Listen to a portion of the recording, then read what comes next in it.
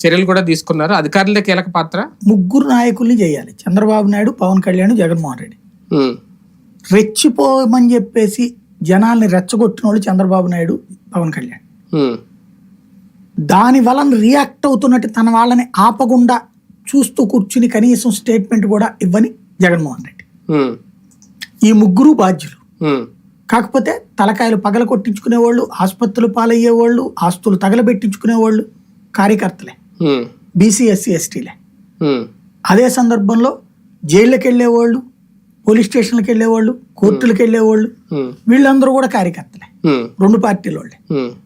వాళ్ళకి బుద్ధి ఉండాలి. ఎవడో ఎదవలు ఎవడ అధికారంలోకి వచ్చినా మన పని ఏంటి? మన రేపు పొద్దున్న నెలంతా కష్టపడకపోతే మనకు తిండి పెడతాడా ఎవడన్నా? ఏ ఎదవన్నా పెడతాడా? నీ మీద ఆధారపడ్డ బిడ్డల భవిష్యత్తు ఏంటి? ఇవన్నీ ఆలోచించడం మానేసి ఇలాంటి దానికి గొడవలకు వెళ్ళిన వాళ్ళని, వాళ్ళది బుద్ధి తక్కువ, బుర్ర తక్కువ వాళ్ళు. పోలింగ్ ముగిసిన తర్వాత ఈ దారుణమైన హింస చోటు చేసుకుంది ఆంధ్రప్రదేశ్లో. రేపొద్దున ఫలితాలు వచ్చిన తర్వాత పరిస్థితి ఏంటి అని ఒక భయం. ఎలా చూడాలి?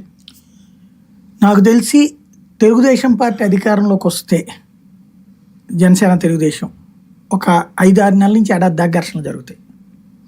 ఎందుకు అంటే అదేంటో నేను ఇదివరకటి రోజుల్లో చూసేవాడిని. రౌడీల మీద, ఫ్యాక్షనిస్టుల మీద వార్త రాసినప్పుడు వాళ్ళ అభిమానులు గొడవలకు వస్తుండేవాళ్ళు. మావాడు మంచోడు, పేక్ కోసేటప్పుడు కూడా ఎక్కువ నొప్పి రాదు, అంత జాగ్రత్తగా ఆలోచించి కొడతాడు, మంచి కోసమే మావాడు ఫ్యాక్షనిజం అయ్యాడు, మంచి కోసం మావాడు సినిమా రౌడీ అయ్యాడు, సినిమాలో చూడట్లేదు, అట్లాంటి క్యారెక్టర్ మావాడిది అని వీడు వాదించేవాడు. వీడు అక్కడ అవతలోడు భూమిరా కబ్జా చేసింది, అవతలోడు సామాన్యుడిని రా ఏడిపించింది, నీలాంటి సామాన్యుడిని అన్నావు, ఆడు సామాన్యుడు దొంగ నా కొడుకు అంటారు. అంటే వీడికి ఆ రౌడీ, ఆ ఫ్యాక్షనిస్ట్ అనేవాడు దేవుడు. అదే టైప్ వాతావరణం ఇప్పుడు గ్రౌండ్ లెవెల్లోకి జరిగిపోయింది. చంద్రబాబు గారు, పవన్ కళ్యాణ్ గారి ఆలోచనలు కూడా అట్లాగే తయారైనాయి. దాని పర్యవసానం వాడు బాగా రెచ్చగొట్టేశారు. ఇంకోటి, గతంలో జరిగినటువంటి సంఘటనలు ఏదైతే తెలుగుదేశం కార్యాలయం మీద దాడో, లేకపోతే కొంతమంది లోకల్ గా ఉన్నటువంటి ఇరుపక్షాలు కొట్టుకున్నటువంటి సంఘటనని అది బాగా ఎగ్జాగరేటెడ్ గా జనంలోకి తీసుకుని వెళ్ళారు. వైసీపీ వాళ్ళ మీద కూడా జరిగినాయి.